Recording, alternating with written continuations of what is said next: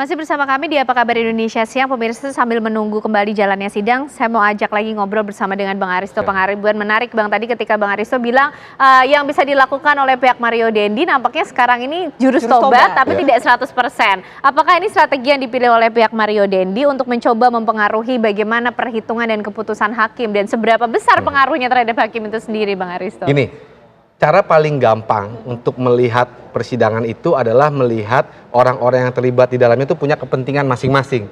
Jadi jaksa punya kepentingan membuktikan, pengacara dan terdakwanya ini punya kepentingan untuk membebaskan dirinya paling tidak atau meringankan. Nah, lihat dari konteks perkara ini yang udah jadi tekanan publik ya, ini TV One aja udah berapa kali nih ngundang saya ngomongin ini. Jadi yang bisa dilakukan kalau udah begini, ya tadi saya bilang sebenarnya jurus tobat aja. Dan saya lihat ini sudah mulai dilakukan, walaupun saya bilang tadi belum 100%. Kenapa saya bilang sudah mulai dilakukan? Yaitu kata-kata pertamanya tadi dari pengacara pas nanya, dia nggak bicara soal substansi kasus. Ya, dia bicara soal keluarganya Mario Dendi udah dateng kan, udah nawarin bisa bantuan kan. Bisa dibilang hopeless dong berarti kalau kita ngomongin substansi. Ya kalau udah begini udah hopeless. Kalau buat saya sih ini udah hopeless, tinggal bagaimana dia memainkan jurus tobat dengan baik. Nah kalau tadi saya lihat, Mario Dendi kan udah minta maaf juga tadi. Pertama cuma minta maafnya datar. Ya, minta maafnya datar dan nggak ada intonasinya. Mestinya kan bisa lihat Eliezer tuh. Ketulusannya nggak ada. Ya kalau soalnya gini, kalau sudah perkara sidang begini, ya perkara yang sudah ada tekanan publik begitu besar, sorotan publik begitu besar, jangan-jangan ini 30% ilmu hukum, 70% itu ilmu media dan influence dari tekanan publik, dan itu yang terjadi. Kenapa? Karena sangat mungkin itu terjadi karena hakim ini kan sebelum pengadilan ini dia udah dapat berkas perkara yang tebal, isinya kesaksian-kesaksian dan dia udah baca. Jadi pengadilan ini kan hanya konfirmasi dari berita acara itu, kesaksian itu. Dengan bukti-bukti yang menjerat Mario Dendi tadi dari kesaksian ayah David, ada metodenya, ada bukti chatting WhatsApp, voice note, ini udah susah. Itu untuk Mario Dendinya. Nah, kalau kita lihat memperhatikan Shane-nya ini sendiri, Shane ini mulai melepaskan diri dari Mario Dendi. Tadi yang saya bilang, dia mulai mengatakan bahwa ini hubungan dalam tanda petik ya bos dan anak buah lah. Ya karena Shane ini hanya ikut-ikutan, Shane ini dia polos gitu ya. Bahkan tadi kita lihat pengacaranya begitu dibilang para pelaku, pengacaranya Shane ini nggak terima. Oh, Shane ini bukan pelaku loh. Ia menegaskan bahwa Shane itu nggak ikut gebukin dan Shane itu mencoba menghentikan ketika David itu sudah kesakitan. Kalau kita lihat tadi persidangan tadi ini supaya lepas nih, karena Shane mungkin lihat Mario Dendi udah hopeless. Udah nggak ada, kalau saya ikut dia kita tenggelam bareng-bareng. Itu juga yang terjadi dengan si anak AG. Anak AG kan melaporkan Mario Dendi tentang persetubuhan itu kan, persetubuhan anak itu ya, melaporkan sudah sampai penyidikan dan dia lagi kasasi. Nanti ini mau melepaskan. Kalau karena udah sendiri-sendiri ya Bang? Udah pasti dong. Makanya saya bilang menyelamatkan diri masing-masing. Kita melihat sistem peradilan pidana, acara pidana ini ya, sidang ini orang punya kepentingan masing-masing. Ketika akhirnya kepentingannya itu dia tidak bisa lindungi, dia harus melakukan sesuatu. Makanya kan awalnya mungkin kita dengar tadi ya di kesaksian ayah David, si Mario ini, oh tenang aja, kalian lepas, nanti papa yang urus kan tadi gitu. Dan begitu lihat, oh papanya juga udah masuk, nggak bisa mengurus dirinya sendiri ternyata papanya. Ya udahlah, ayo kita jump ship, kita cari selamat masing-masing daripada kita tenggelam masing-masing. Nah ini yang terjadi nih prakteknya. Dan itu sekarang tinggal Mario Dendi nih. Artinya yang dia di pusarannya ini yang harus memainkan jurus tobat menurut saya bukan hanya 100% lagi tapi 1000%. Oke, itu strategi yang paling mungkin untuk dilakukan untuk mendapatkan hukuman yang ringan. Karena semua kamera tertuju kepada dia, bukti-bukti dan juga ada hatred dari publik yang luar biasa. Dan itu kita nggak bisa pungkiri, itu mempengaruhi keyakinan hakim itu sendiri. Nah tapi Bang, ini kan masih akan berlangsung ya, sidangnya nampaknya juga sesaat lagi akan dimulai. Poin apa lagi yang kira-kira akan dikejar oleh jaksa, mungkin juga nanti akan pertanyaan dari hakim juga kepada ayah David, Bang Aristo? Tiga key points tadi.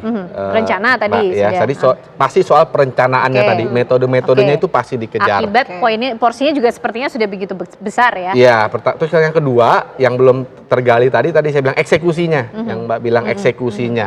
Itu seperti apa sih eksekusinya? Kan kita ada dilihat dari video viral aja kan, tapi itu kan harus dikonfirmasi. Seperti apa eksekusinya? Yang ketiga, hasil dari eksekusi itu artinya luka-lukanya. Akibatnya itu seperti apa? Karena tiga unsur ini dalam dakwaan. Dakwaannya itu kan penganiayaan yang mengakibatkan luka berat yang direncanakan. Jadi metode penganiayaannya, perencanaannya, soal chatting WhatsApp, bagaimana memancing keluar. Yang kedua eksekusinya, yang ketiga akibat dari eksekusinya. Luka beratnya itu seperti apa? Dan pengacara Mario Dendi apakah juga tetap akan konsisten hanya terus menampilkan jurus tobatnya saja, atau masih ada celah mungkin kira-kira untuk menyelamatkan diri sedikit dari kesaksian ayah David? Kalau lihat perkembangan sekarang sih ya susah ya. Jadi kalau saya jadi pengacaranya udahlah jurus tobat aja. Jadi yang ditekankan itu ya sudahlah, tadinya kan Mario ini udah minta maaf, udah ada upaya dari keluarganya untuk minta damai, tapi harus hati-hati juga menyampaikannya. Kenapa? Jangan sampai menyampaikannya seolah-olah lukanya David ini bisa ditukar dengan uang. Ini sensitif. Dia bagaimana harus menyampaikan itu, seolah dia harus strateginya adalah pengacaranya si Mario ini Mario udah tulus minta maaf, dari keluarganya juga udah mau tobat, sudah mencoba menawarkan semuanya, tolong dimaafkan. Udah itu aja sesimpel itu udah. Sepertinya kita tidak akan mendengar pengacaranya ini akan berbicara lebih banyak mengenai substansi perkaranya ya. Menghindari dari area itu. Kayaknya enggak, kalau kita lihat tadi menghindari, karena pertanyaan pertamanya aja tadi udah damai kan, udah didatengin kan oleh ibunya, udah didatengin kan oleh bapaknya. Dan kita lihat reaksi dari ayah David juga nggak terlalu simpati ya terhadap pertanyaan itu ya. Dia bilang, pokoknya ayah David ini kan pengennya, dia tadi nggak mengatakan mata ganti mata tuh. Artinya maunya revenge. Nah ini sebenarnya dia harus bisa manfaatkan situasi ini sebenarnya. Jadi yang satu minta damai, yang satu masih pengen balas dendam gitu lah kira-kira. Tapi kalau Shane Lucas ini kan statementnya ataupun terlihatnya kalau dia ini hanyalah bawahan dari si Mario Dandi. Dalam tanda petik ya? Dalam tanda petik ya. Itu berhasilkah kira-kira kalau itu secara konsisten dilakukan oleh tim kuasa hukum? Kalau ada bukti-buktinya sih berhasil. Apa maksudnya bukti-buktinya? Jadi gini, bukti-buktinya bisa dikatakan, pertama tentunya dari background keluarga, bahwa ada kesenjangan sosial ekonomi yang tinggi. Sudah barang tentu kalau ada kesenjangan sosial ekonomi yang tinggi, kita bisa argue bahwa ini hubungannya tidak seimbang secara sosial. Artinya ada yang lebih berkuasa atas ada yang lebih berkuasa. Si Shane ini hanya ingin pleasing dalam tanda petik bosnya, si Mario, karena dia selalu ingin dekat dengan Mario. Itu argumen yang pertama ya. Kemudian ya argumen yang kedua, karena adanya ketidakseimbangan itu, jadi dia hanya ikut-ikutan di situ. Nah ketika dia melihat, wah ternyata eksesnya luar biasa, ternyata yang dilakukan Mario ini nggak sesuai dengan hatinya, makanya dia coba menghentikan. Itu kan sebenarnya kerangka pembelaannya si Shane itu. Dia mulai meninggalkan kapalnya Mario nih. Age juga mulai meninggalkan kapalnya Mario. Jadi tinggal Mario nih terombang-ambing di tengah lautan nih. Jadi yang dia hanya bisa menurut saya ya strateginya udah minta tolong aja. Artinya tobat aja, tobat. Jadi sebenarnya mungkin akhir dari jalannya persidangan cukup mudah ditebak dong Bang Aristo ini. Ya mudah ditebak dalam arti pasti bersalah, ini prediksi saya ya, pasti bersalah iya. Saya bisa bilang hampir kemungkinan besar ya, kemungkinan besar itu karena bukti-bukti jelas. Hukumannya berapa? Ini kan hukumannya range ya. Saya pikir hukumannya itu 7-12 tahun. Akan bermain di range itu, tidak akan jauh dari range itu. Mudah ditebak. Kalau untuk Shane saya nggak tahu. Karena untuk Shane ini dinamikanya masih lebih naik turun ya, naik turun karena dia ada argumen yang dia bawa. Tadi saya bilang argumen soal dia hanya ikut-ikutan dan dia sebenarnya anak yang polos, kemudian dia karena ikut-ikutan aja, kemudian dia sadar di tengah-tengah, kemudian mencoba menghentikan. Shane ini lebih ada argumen sebenarnya untuk membela. Bagaimana membuktikannya nanti? Tinggal bagaimana membuktikannya nanti.